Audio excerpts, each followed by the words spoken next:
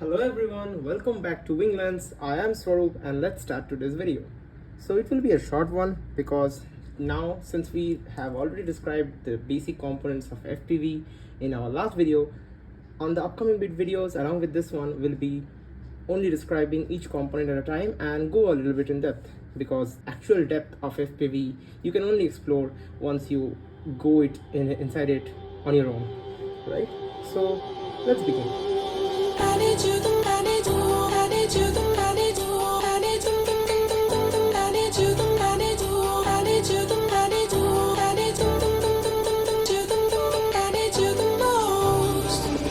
Gave you the key when the door wasn't open.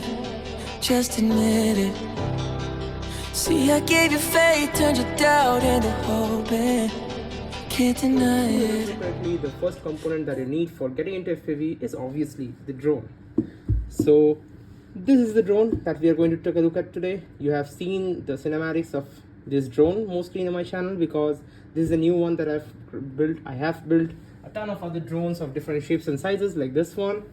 Then I have also built this one. So there are different drones that I have built over the time. So it's not necessarily that if you want to get into FPV you have to learn how to build the drone, although it's a major fun part of it. But yeah, you can get into FPV by just buying the build and fly drones, the bind and fly drones, not the build and fly, the bind and fly drones. Or if you want to get the real taste of it, it's always recommended to build it yourself, right? So to begin with, keeping things simple and short, so as you can see, this is the drone. This is the X frame of a drone. So why am I calling it an X frame? Because there are different types of frames in drones, like in terms of shapes, in terms of sizes, in terms of weight, then in terms of the number of motors, several types of drones. So the most basic and fundamental shape is the X frame for quadcopters. As you can see, why is it called an X frame? Because it forms an X. It's basically that. It forms an X or it forms an H sometimes. So it's called an X frame or sometimes even an H frame. Other than this, we have different types of frames like the dead cat frame. So let's bring the dead cat frame build that I have in frame. So this is the dead cat frame. So why is it called a dead cat frame? It's basically the fundamental difference between these two frames are the shape of it, right? It's like an X-shaped frame, and this one is having these two motors scooped inside with like less length in the front two arms, while the other two motors are like scooped outwards towards the back, right? Which is not the case in this one. This is totally symmetrical. So this is not symmetrical. So there are advantages, like for this one, it gives you a better flighting experience because the CG of this drone is at the center of the drone, because you get equal lift on all like the corners of the flight controller. You can see the flight controller is mounted here exactly at the center, and from equal distances the thrust is coming. So it's much more balanced and much more agile, I would say, much more responsive and accurate in the nature of its flying while you are flying it outdoors. And while in this case it's not symmetrical, so this flight controller is maybe situated a little bit forward due to the structure of the drone. But yes, it also has its advantages, because in this one, since it's a dead cat drone and it's having all this like the front two motors swept backwards, that's why in the FPV camera, you can see the FPV camera is here. It's a lens cover that I've applied over here. So if I remove it, you'll be able to see the camera. See, this is the camera. So in this type of a frame, you don't typically get to see the propellers in the frame. So when the propellers are spinning, they will not appear inside in the camera view. Okay, so it will be a clean view, like a cinematic view. But yes, when you are going to start in this FPV journey, all of these things are not going to matter much. Since you will be a totally beginner in the FPV journey, I would always recommend you to go for an X frame, because it will give you a much more pleasant flying experience. Just a simple difference would be when you want to hover this drone like without much stick movements, it will be much easier to hover and keep in one single place rather than the dead cat version that I just showed you in the video. So going forward, we have these parts in the drone. This is the frame, as I said. It has a GPS unit mounted up front over here. In other drones where you don't have much space in the front, maybe even if in this one, if I someday plan to mount a GoPro maybe on the front of the drone, I would have to remove this GPS from here and mount it somewhere back, just like we have it over here. So see, and it has the GPS unit baked right on the back of it, right? there is a 3D printed TPU mount, inside which you can see it's not that much visible though because it's very small, but yeah, it's like a nano module. It's like not a nano module, it's like a big module. It has a compass built into it. It doesn't have a compass, it only has the GPS module, the M10. Both are M10, by the way. So there are different types of chips in GPS, so I will talk about more about that in the GPS video. In short, M10 GPS is like the most latest chips that are developed by uBlox. This is the most recent one, and it is very fast and very accurate in terms of capturing satellite logs, and also in terms of the latitude, longitude, and overall connectivity with the GPS satellites. Okay, so both are M10s. This is like a nano one, which is mounted in the back, and this is like in the front. Coming back to the build, we have these motors over here. You see there are 4 motors. These 2 motors will never spin in the same direction like this. That will not help the drone to fly. That will make the drone literally like spin like a Beyblade maybe in the sky. Any 2 adjacent motors will be spinning in opposite directions. So if this one is spinning in the counterclockwise direction, this one will be spinning in clockwise direction. So see, if both are to be spinning, they will be spinning inward, or maybe they will be spinning outward towards the outside. So these 2 motors, or these 2 motors, or these 2 motors, like the adjacent ones, you can see they will never be spinning in the same direction. So in my build, how I have configured it is basically I don't prefer this type of a rotation in the like in the propellers, because if some dust or maybe some leaves or maybe some grass is to come in its way, it will throw all of that dust and debris into the camera lens, and I don't like that. It's much more safer to push that towards these areas, because these are comparatively more like more hardy, I would say. Okay, so it's better to keep it this way. You can definitely keep it this way, it will also fly with that, not an issue. It's just a preference that people will have. Okay, so these are the motors. As you saw, we have these propellers. These are like Gemfan Hurricane propellers. These are clear propellers, as you can see. Well, why have I used clear propellers? Because as I said, it's an X-frame, and I get this propellers in view. Although I use a clear propeller, but whenever like sun or some light reflect on the propellers, because they are kind of very glossy, they will somehow come in the frame, so can't do much about that. But it's better to not see like 2 black bars, right, by using black propellers like we have in this one. Although the black propellers look very sick, but yeah, the clear ones are not bad, I would say. And so that was like the frame and the propellers and the motors as we discussed. We have the camera in front, we have the GPS module over here. After that, we have the X360 connector coming out of it. So what is this connector for? You guessed it right, it is used for connecting to the battery. So for flying this drone, you need a very powerful battery. Let me get my battery. So this is like a lithium polymer bag I have. I just moved the laptop. Okay, so this is the lithium polymer bag I have. You can have one of this. Not too necessary, but yeah, it's for your own safety, because it's like fireproof from inside. This bag is from iFlight, and see, it's totally fireproof from inside. I have all my batteries, all my lithium polymer batteries stored inside it. So let me bring out one of it. So this is one of my favorite batteries that I use. So it's like from a company called Tattoo, and it's like the Tattoo R line, that's the racing line, version 4.0, although the 5.0 version is already released. So this is like a very nice 6-cell battery. So we'll discuss our battery in details in the upcoming videos. So this is the battery that we generally use to fly our drones. We don't use normal pencil batteries.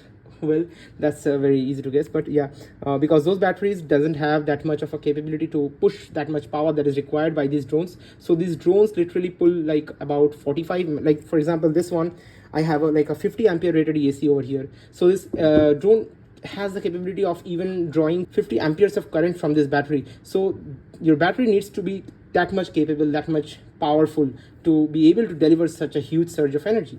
So this is the battery. These are the battery straps which we use to mount this battery. So we mount it generally like this.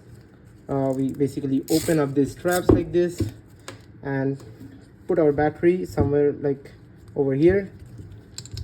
I'm not tightening it too much because I'm not going to fly it right now, right? So okay, let's tighten it, not an issue. So we like put this battery like this, and then we basically just tuck this. This is like a balance lead, we'll talk about it later. We'll tuck this somewhere down here and then just connect this to the X360 connector. As you can see, once we connect it, the drone is powered on. See, the lights are on, We also have some lights over here in the flight controller. We have lights in the receiver. We have lights everywhere. It's very colorful. So it will not arm for now because I have more configured the drone to only arm when it gets enough number of GPS satellites with this GPS module, because we are inside our home, so it's not going to get much of satellites. Even if it gets, it's not safe to arm your drone in such a closed environment, because we have our equipments around us. So it's better to do it somewhere on the floor maybe, or on top of your bed maybe, or in an empty place basically. Because even like, since I know how to fly very well, but since for you it will be beginner, so that's why I would never recommend you to arm your drone while being like in a closed environment. And then we have like this is the silicone rubbery battery pad over here that will help to keep the battery friction fit on top of it. It will not move around, it will not slip when the drone is flying. You don't want your battery to fly off from the drone, that would be disastrous. And other than that, what else we have is basically these are like the LED strips that are present on the bottom of the frames. These are 4 LED strips that I've got from AGLRC. So that is like another brand who manufactures good FPV parts. These are from AGLRC, 38 millimeter. The size of these like LED strips, you can like these have 3 wires, as you can see. I don't know if you can see it, but they have 3 wires. So the 3 wires are basically for plus minus, so positive volt, ground, and then you have signal wire. So why the signal wire is required? Because yes, you can configure these LEDs to glow programmatically. Like for example, when I plugged in this drone, you saw the light was in bright orange color. So how it is programmed is basically whenever we arm the quad, the lights will turn into blue color, defining that the quad is ready to be armed and fly. And then whenever like the battery is very low, I have configured it to be in a red color. Those are basically indicators and cosmetic stuff, not something that will increase your flight time or that will increase your flying experience or something like that. Since we have come this far, let's open up the quad and see the internal components closely.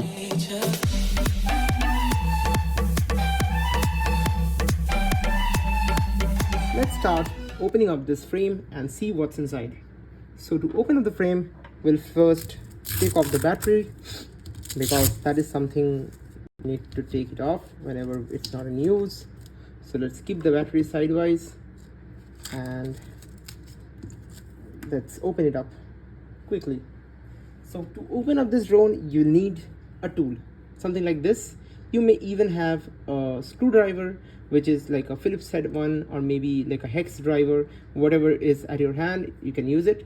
I have this because this is like a very handy and very compact tool to carry around if I am going to fly outside, maybe a little bit far from my home, where I don't have the provision to get it back home and do some modification or do some maybe repair. So for that, this is very good, because this contains an M2 screw, like hex bit, one M3 hex bit.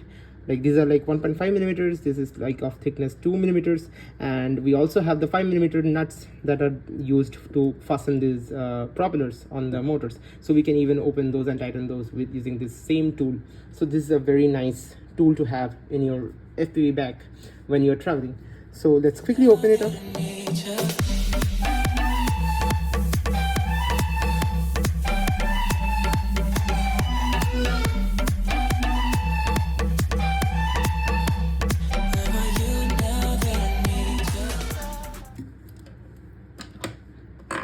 So it's unscrewed. So this was the top plate that was fastened by these 6 screws. These are like M3 screws that you have over here. These are made of iron, if I'm not wrong. These are like iron screws. These are not like nylon ones, because this is like the GEP-RC Mark 5. This is like a pretty good expensive, I won't say much expensive, it's like on a higher tier, I would say mid to higher tier kind of a frame. So it's having these type of good quality screws. But if you are going to buy something that is a bit cheaper, see, cheaper doesn't mean it's bad, it's just that it is using some more premium material in it. In this one, so for example, it is not using iron screws, it is using nylon screws over here, which are much weaker than what these are. Okay, so it's like a durability difference, you may say. Anyways, so since we have opened it, let's look at each component of it. So I have this tweezer, which I will be using to point out each component. So the big components that you can see at first is this air unit. See, this is the DJI branding here we have. This is connected with a wire to this camera unit up front. With the wire is basically running through inside, so you are not able to see it. So if I like pick this part up a bit, this is the receiver, the crossfire receiver. It's tucked in pretty tight over there. See, there is a wiring harness coming out of this O4 air unit, which is having these like wires. So it is like there is a red wire, there is a let me bring up the light a bit. There is a red wire, there is a gray wire, there's a white wire, and a black wire. So those are basically the positive, negative, ground. I mean, negative is the ground. Then we have a TX and an RX pad. So why the TX and RX pad? Because we need the OSD. You can even ignore maybe you don't plug in those wires and you will get the video. There will be no issue in the video because the video streaming happens directly through this air unit. It just needs power to work. But in order to get the OSD elements like the battery, then the distance from your home, then maybe the throttle value, then maybe the coordinates, then other details that are required for your flight, those you will be getting by having the OSD elements in place, right? So other than this one, it is basically it is using this wiring harness over here. That is like convoluted over here. It is connected to a JST port, which is right below this set of solder pads. Okay, so coming to the stacks, they are basically like coming in bundle. If you buy, like, this is the SpeedyB stack that I'm using currently over here. You can see it comes in this box. It's a very nice box from SpeedyB. It's a bit dusty because it's kept in there for some time. So this is like a SpeedyB box. It was having the ESC and the flight controller in it. You can see there are slots for it, and I have an extra like JST pair over there. So in the SpeedyB box, you will be getting the flight controller and the ESC. So this is like a 50 ampere ESC on the bottom, and this is like the F722 flight controller on the top. So what the flight controller do is basically the flight controller, you can take it like this. Flight controller is the brain of the quadcopter, and the ESC that you're having over here, that ESC, that is a 14-1 ESC module, that is basically the heart of it. So it will pump the energy in each one of the motors depending on what command you push, and depending on the flight statistics, the maneuver you are going to do, and what all there is in the flight controller, it will run those actions. So other than that, what else you can see is basically the Type-C port over here, which is getting used to plug the USB-C plug over here and get it connected to your computer maybe, and configure the drone, configure all the ports, which port is using which peripheral. We'll also come to that configuration part in a bit. And then you have these plugs over here. You see there is one plug right over here. So this plug is basically getting connected to this GPS module. If you can see, there is a wiring harness coming out of it and going inside this plug. So since this GPS module is having like the compass in it and not just the GPS, so it will be having six like 6 wires coming out of it, rather than having only 4 ones, which are there generally in the micro ones and the nano ones that I just showed you. Like, not the micro ones, the nano ones. Like, for example, this one has like 4 wires coming out of it, the TX, the RX, the ground, and the positive, whereas these ones will be having 6 wires. So what are the 2 extra wires? Those 2 extra wires will be used to set up the compass, to connect the compass and get it to power on. So those 2 wires will be the SDA and the SCL, that is serial data and serial clock. So these wiring harness is going inside this plug because we have an UART port over here and a I2C setup made over here. You can get to those even without the plug by directly soldering to them in the pads located right over here. I will put up a circuit diagram maybe for this the schematic maybe for this FC for your reference. Other than that, we also have these plugs over here. So you see 1 plug, 2 plug, then we have 2 more over here. So these plugs are getting connected to these LED strips that I just showed you a bit ago, so to power them up and to transfer what color they have to glow in. Other than that, we don't have much things. So yep, that is it. I already said you about the antenna. This is like the immortality antenna that you get if you are buying a Nano RX receiver module from TBS. So that is the antenna. If you are going for Express LRS, you will be getting I think a smaller one. You also have a bigger one, I think, for Express LRS, whatever module you are going to run your quad in. So I primarily use this remote. That is the, I already showed you showed it to you on the last video. So this is the TBS Tango 2, which uses the Crossfire protocol. So for this remote, I use the Crossfire Nano RX over here. But if you are going to use something like the iBus, that is a FSI6 remote controller, you'll be using an iBus receiver. If you are using like a maybe a spectrum receiver, you will be using the spectrum receivers. For FrSky, you'll be using FrSky receivers. So those are like different types of receivers paired with different types of remote and protocols that they use. Generally, currently the most used protocol is the Express LRS one, because it is there at the very sweet spot of penetrability and long range.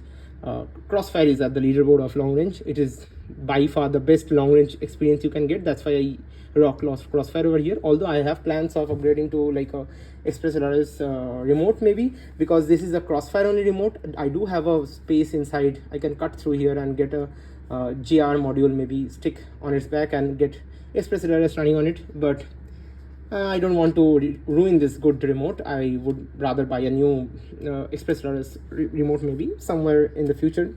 Maybe if you guys show good support, maybe we can get the channel monetized and then we can buy the GX12. That is like a dream. That was the video. I guess we'll meet with you guys in the next one, and you can hopefully learn a bit from this video. I hope it's a bit more clear as of what components you will be requiring to build an FPV drone like I have over here. Most of these 3D printed parts that you see over here, you will get those with your corresponding frame. So this is like the GEP-RC Mark V frame. That is the O3 version that I got from DRK stores. I'll link them down in the description somewhere. Although this frame generally is compatible with O3 air unit, that is the air unit from DJI from I think 2 years back. But now they have launched the O4 air unit, which I am using over here. So you might be thinking how it got compatible with it, because DRK stores also provided me with a like a O4 upgrade kit. I bought it with I think I bought it at somewhere around 2000 maybe. I don't remember the exact price. I'll link that down in the description as well if it is still in stock. So you can go for other frames if you are not getting that upgrade kit, or maybe some O4 specific frames.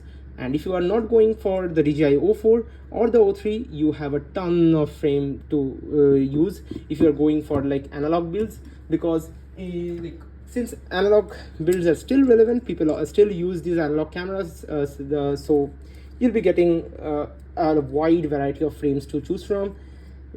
You take your pick, whichever suits you, whichever frame type suits you, whichever frame type suits your requirement, your liking, you can take that.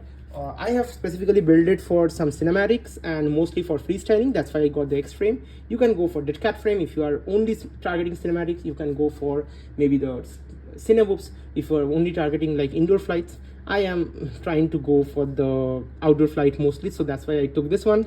I hope you enjoyed this video. Don't forget to subscribe to my channel, like this video and share it with your friends. Happy flying, happy learning. Goodbye.